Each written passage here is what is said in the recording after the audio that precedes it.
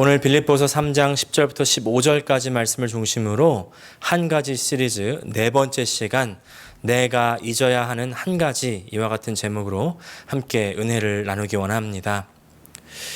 여러분 어제 먹은 점심 기억나십니까? 3초 안에 점심 메뉴가 기억나신다면 정말 대단한 기억력의 소유자이십니다.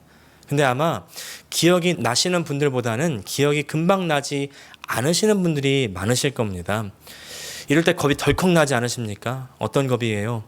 바로 이겁니다. 나 치매 아니야? 치매 전조 아니야? 이런 겁 덜컥 나시죠? 근데 제가 치매와 건망증과의 차이점을 알려드리겠습니다. 치매와 건망증에는 중요한 차이가 있는데요. 건망증은 힌트가 있으면 바로 생각이 납니다. 하지만 치매는요, 아무리 힌트가 있어도 생각이 나지 않습니다. 여러분 혹시 나중에라도 문득 생각이 난다면요, 여러분 치매 아닙니다. 걱정하지 마십시오. 그렇지만 건망증이 너무나 심해져서 걱정 많으시죠. 이런 건망증이 우리 시니어 분들에게 사실은 이제 고령으로 말미암아 자연스러운 것이기도 합니다만 우리 권사님들하고 대화하다 보면 자꾸 잊어버린다고 너무 괴로워하시고 그러시는데요. 권사님들께서 그렇게 나 자꾸 너무 잘 잊어버린다고 말씀하실 때마다 제가 위로해드리면서 권사님 저도 어제 뭐 먹었는지 기억 잘 안 나요 이렇게 말씀을 드리곤 하는데요. 그러면 권사님들께서 저에게 이렇게 말씀하세요. 아이 목사님 젊잖아. 젊은 양반이 벌써부터 그러면 어떡해 이렇게 말씀하십니다.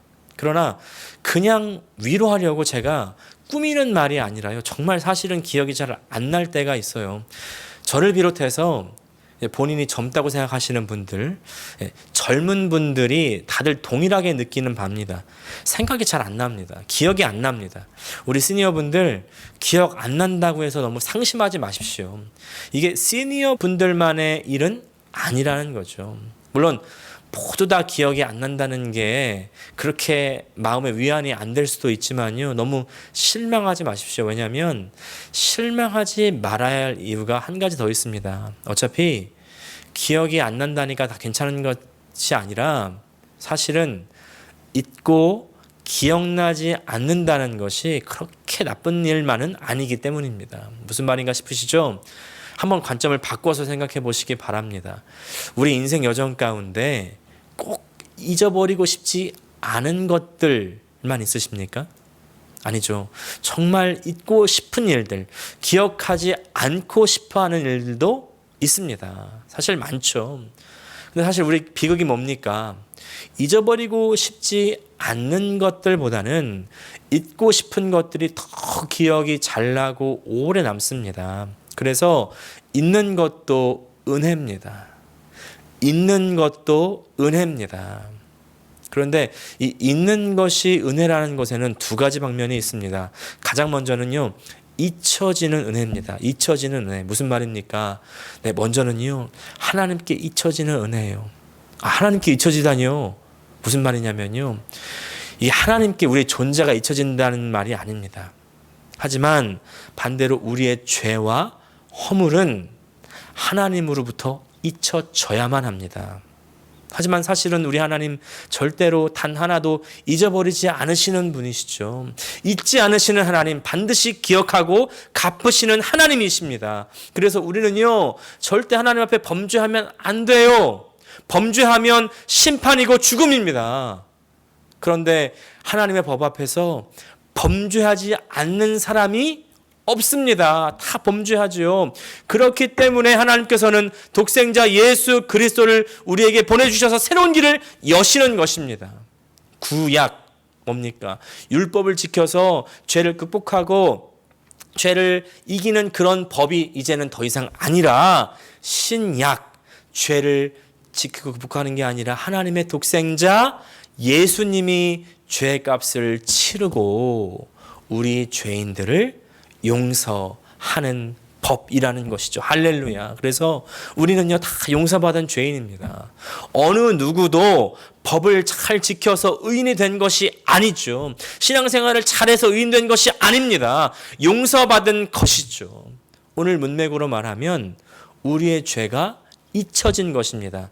이사야서 43장 25절 말씀, 나 곧 나를 위하여 내 허물을 도말하는 자니 내 죄를 기억지 아니하리라. 그런가 하면 이제 서두에 말씀드린 것처럼 내가 살면서 힘들고 괴로웠던 시절을 잊을 수 있는 은혜도 있습니다. 야곱의 아들 요셉이요, 금수저 인생이었죠. 비록 10번째 아들이었지만 아버지의 편애로 말미암아 다른 형들보다 더 특별한 취급을 받았고요, 자기가 원하고 바라는 것들은 다 이루고 누렸습니다. 근데 그게 사실은 문제였죠. 부모의 편애도 문제고 특별 취급을 해주고 원하는 것을 다 해주는 것도 문제였습니다. 결국 사단이 나게 마련입니다. 형들의 시기 질투가 극에 달해서 죽음의 위협에 시달리고요, 노예로 팔려가고 결국에는 감옥에서 썩는 인생이 되었습니다. 얼마나 형들이 원망스러웠을까요? 자신의 인생을 저주하면서 충분히 그렇게 지낼 수가 있었습니다. 그런데 하나님의 은혜와 섭리로 감옥에서 나왔을 뿐만 아니라 이제 이집트의 총리 되신 자리까지 올라가는 겁니다. 근데 신기한 일이 생겼습니다. 그렇게 힘들고 어려웠다가 가장 높은 자리로 올라갔다면 그 마음의 원한을 이제는 갚으려고 할 텐데 요셉은 그렇지 않았다는 것이죠. 이게 참 엄청난 것입니다.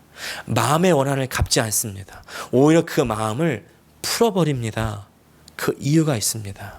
그 이유를 발견할 수 있는 대목이 나오는데 바로 첫 아들을 낳고 이름을 짓는 장면입니다. 첫 아들의 이름이 뭐냐면 므낫세입니다. 이 므낫세라는 이름의 뜻은 창세기 41장 51절 보니까 요셉이 그의 장남의 이름을 므낫세라고 하였으니 하나님이 내게 내 모든 고난과 아버지의 온 집 일을 잊어버리게 하셨다 하미요.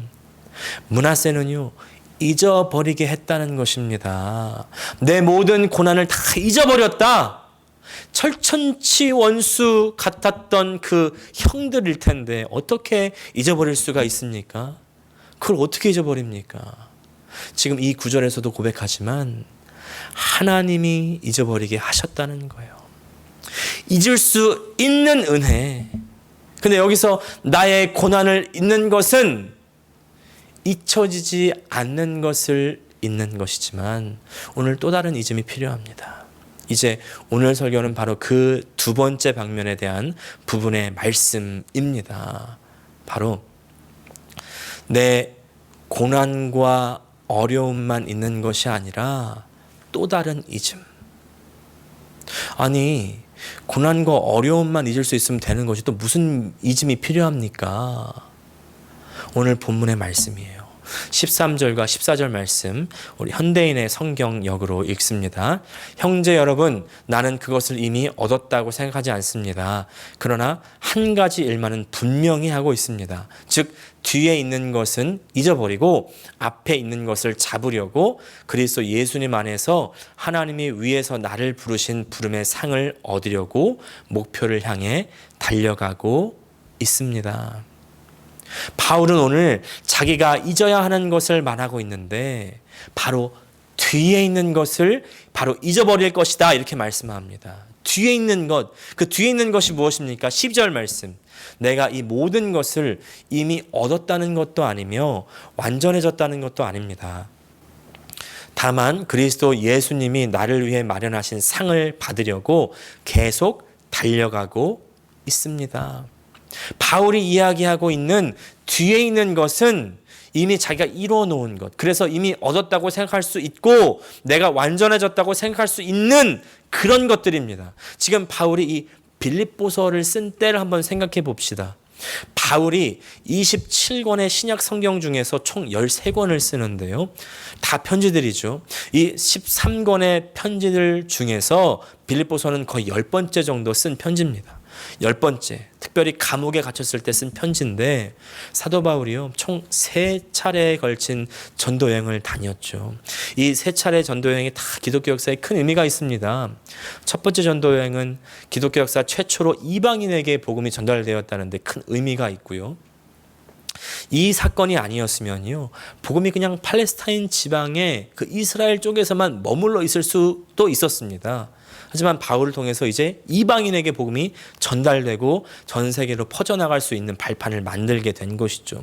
두 번째 전도 여행은 이제 그렇게 퍼져나가는 그 복음이 유럽으로까지 퍼져나가게 된 겁니다.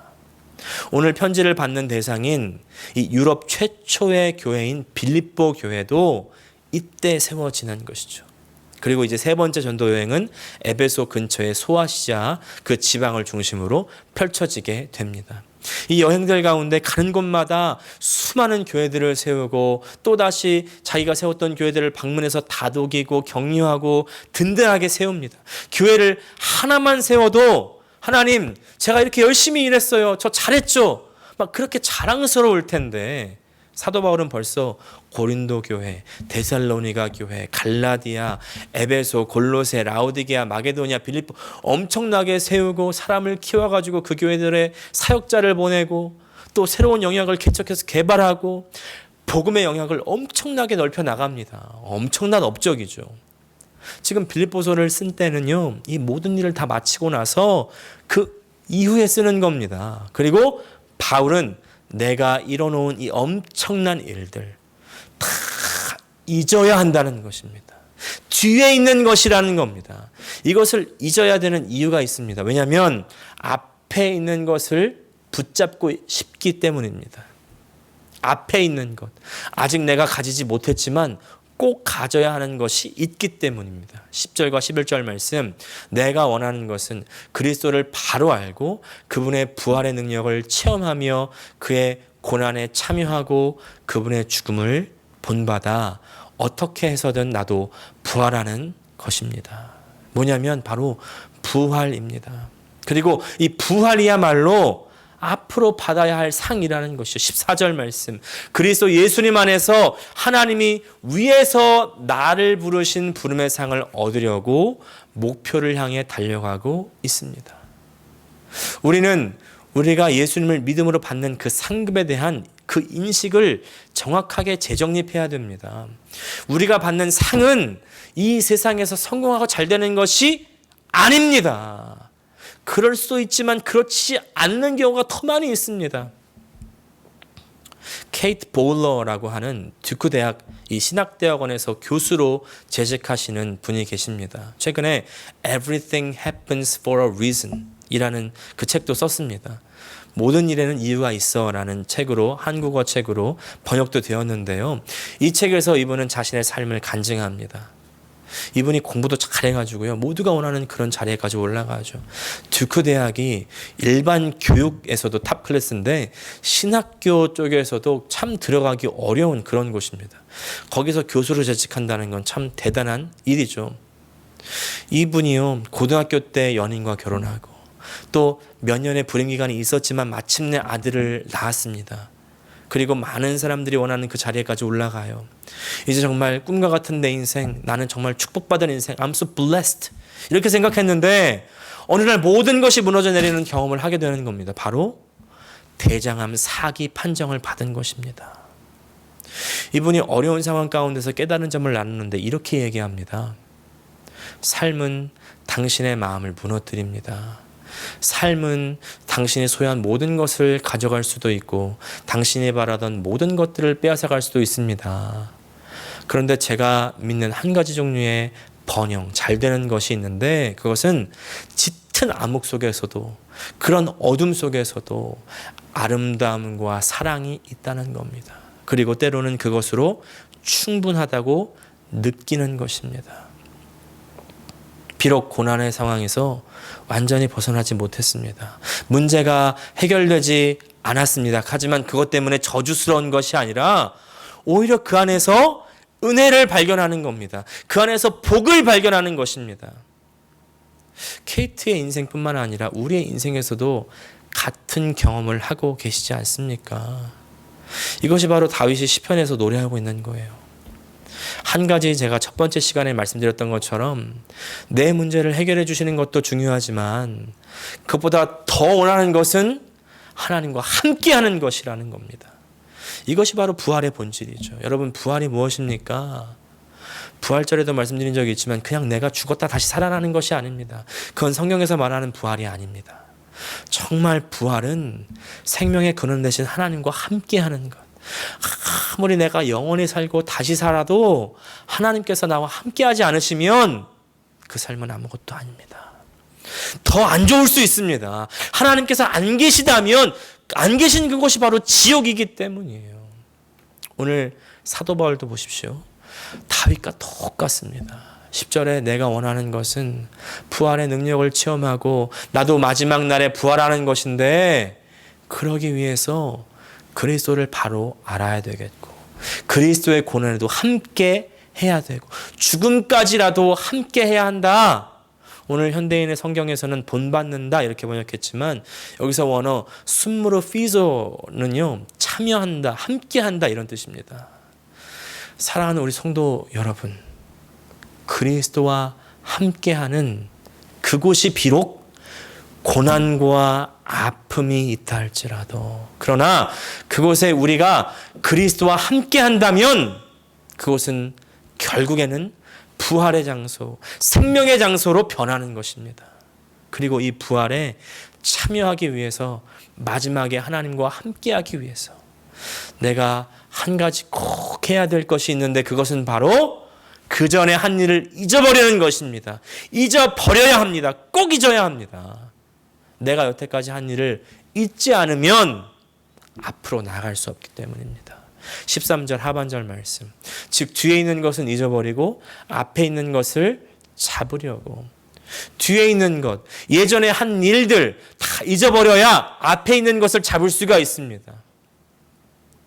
우리 기독교 신앙에서 중요한 개념 한 가지가 있는데 그것은 바로 이미와 아직이라는 개념입니다. 이미와 아직.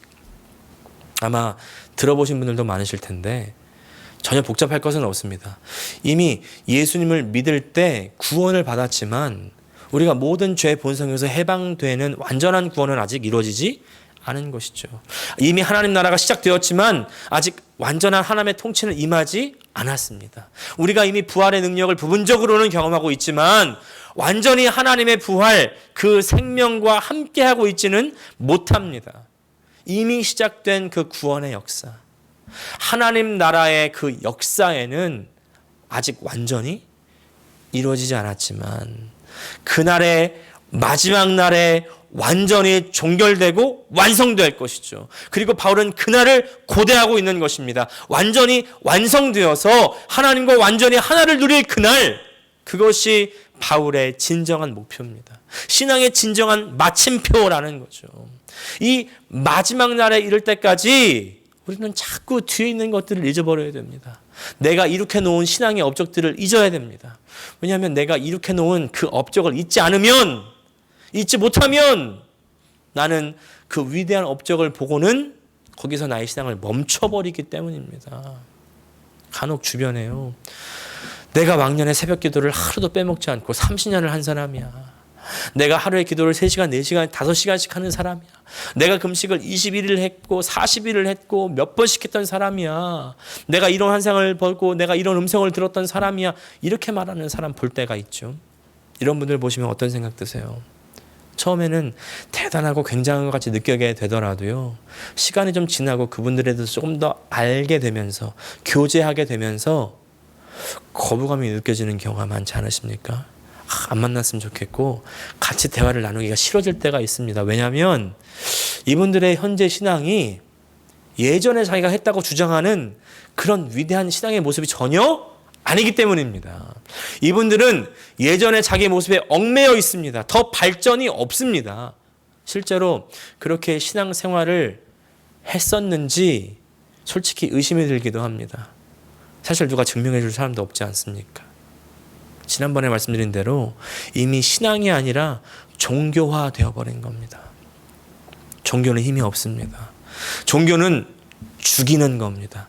나만 죽으면 모르겠는데 상대방도 죽여버려요. 바울은 그렇기 때문에 예전에 했던 일들을 잊어버리는 그 한 가지를 한다고 다짐하고 있는 겁니다.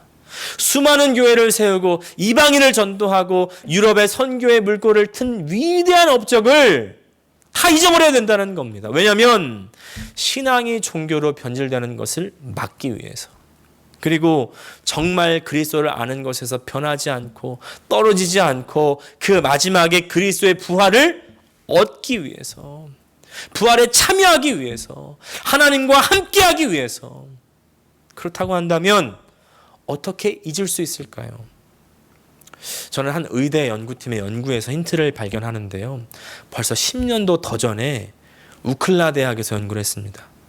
우클라 대학 하니까 어떤 분들 어리둥절하시죠? UCLA를 우리나라 젊은이들이 그 발음 그대로 우클라 대학이라고 하는 사람도 있습니다. 네, UCLA 대학 의대 연구팀에서 18세부터 35세 젊은 층이 오히려 시니어들보다 단기간에 일어난 일을 기억해내지 못한다는 연구 결과를 내놓았습니다. 이게 어제 오늘 일이 아니고 10년 전에 이미 이런 연구가 이루어진 겁니다.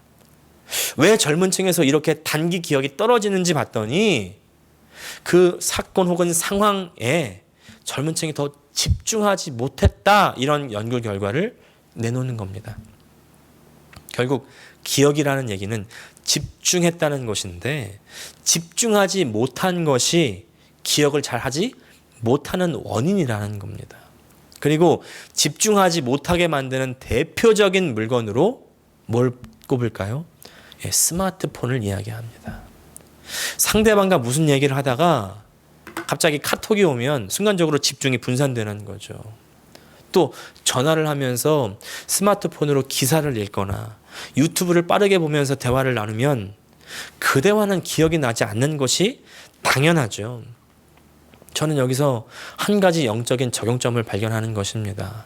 우리는 우리의 고난의 시기를 지나고 있든지 혹은 아주 정반대로 영광의 시기를 지나고 있든지 자꾸 누구에게 집중할까요? 나에게 집중하는 경우가 있습니다. 경향이 있어요. 자꾸 나를 묵상합니다. 나는 어떻게 해야 되지? 이러면 난 어떡하지? 난 망했네. 내 인생 끝났네. 이러면 고난의 구렁텅이에서 나갈 수가 없습니다. 또 반대로 내가 영적으로 뭔가를 해냈습니다. 내가 봉사를 하고 예배를 성수하고 작정 기도를 마쳤고 뭔가 막 성공을 하고 잘 되고 돈을 많이 벌고 축복을 받은 것까지는 좋지만 문제는 여기서 자꾸 집중이 나에게만 이루어진다는 겁니다. 내가 이렇게 기도했더니, 내가 이렇게 살았더니, 뭘 했더니 내가 이렇게 잘 됐네. 나에게 집중합니다. 그러면 금방 어떻게 돼요? 신앙이 종교로 변질되는 것입니다. 여기서 중요한 것은 무엇입니까? 나에게 집중하지 않고 하나님께 집중하는 것입니다. 하나님께. 아까 서두에 말씀드렸던 것처럼 요셉이요. 요셉이 므낫세를 낳으면서 하나님께서 잊어버리게 해주셨다, 이렇게 고백을 하죠. 하나님께서 어떻게 잊어버리게 해주셨습니까? 그건 바로 그 다음에 낳는 아들의 이름으로부터 알 수가 있습니다. 므낫세 다음 낳은 둘째 아들의 이름은 에브라임입니다. 에브라임의 뜻이 뭐냐면 갑절의 열매입니다. 무슨 말입니까? 하나님께서 은혜를 주시니까 내 고난의 시간들을 잊을 수가 있는 겁니다. 그런데 만약에 여기서 요셉이 그 열매에만 집중했다면 잊을 수 없었을 겁니다. 자기는 노예였고 감옥에 갇혔었는데 정말 인간적으로 아무것도 할 수 없는 상태 아니겠습니까? 거기서 어떻게 열매가 맺힐 수가 있습니까? 다 하나님이 하신 일이라는 겁니다. 하나님께서 주신 열매라는 그 고백이 되니까 잊어질 수가 있는 거죠. 하나님께서 주시는 은혜가 내 고난보다 큽니다. 내 아픔보다 큽니다. 하나님이 나보다 크십니다. 욥도요 이렇게 고백하잖아요. 나보다 크신 하나님을 만나자마자 그 불만 불평의 입이 다물어지는 것입니다. 그래서 창세기 기자는요, 요셉이 노예가 되었는데 요셉이 형통했다, 이렇게 얘기합니다. 또 감옥에 갇혔는데 요셉이 형통했다, 이렇게 얘기합니다. 그 구절들을 잘 보니까 형통의 이유가 있는데 그것은 하나님께서 요셉과 함께 하신 것이었습니다. 요셉이 그때 하나님이 그와 함께 하셨는지를 느꼈는지는 잘 모르겠습니다. 아마 느끼기 어려웠을 거예요. 못 느꼈을 확률도 있습니다. 그런데 다 지나고 나니까 그 모든 순간 가운데 하나님이 함께 하셨음을 깨닫고 이런 열매를 나에게 주셨구나. 에브라임, 갑절의 열매를 주셨구나. 또 그런가 하면 바울이요. 앞서 말씀드렸던 그런 교회를 세우고 이방인 선교, 유럽 선교의 길을 닦은 엄청난 영적인 업적을 세웠지만 내가 이미 얻었다는 것도 아니고 완전해졌다는 것도 아니라고 12절에 고백하면서 나에게 집중하지 않습니다. 그리고 나의 앞에 있는 그 부름의 상, 완전한 부활의 영광, 바로 완전히 하나님과 함께하는 것, 그 영광스러운 멸관에 집중하면서 최선을 다해서 달려가는 것입니다. 그리고 믿음이 성숙해질수록 다 자기와 같이 이 상을 향해서 달려가야 한다고 강조합니다. 15절 말씀. 그러므로 믿음이 성숙한 사람들은 모두 이와 같은 생각으로 살아야 합니다. 만일 여러분이 나와 다른 생각을 가지고 있다면 하나님은 그것도 분명하게 바로 가르쳐 주실 것입니다. 사랑하는 성도 여러분, 우리가 지금 집중하고 있는 것은 무엇입니까? 영적인 것입니까? 육적인 것입니까?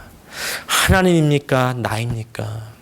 또 영적인 것, 하나님에 대한 것에 집중한다고 하면서도 혹시 내가 이루었고 혹은 이루고 있는 그런 영적인 업적, 영적인 일에 집중하고 있지는 않습니까?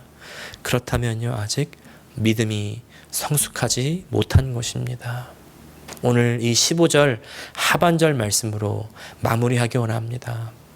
혹시 지금 다른 생각을 가지고 있다면 하나님이 나와 우리 모두에게 분명하게 올바로 가르쳐 주시기를, 그리고 우리가 그 가르침에 설득되어서 나를 잊고 하나님께 집중하는 우리 모두가 되실 수 있기를 간절히 축복합니다.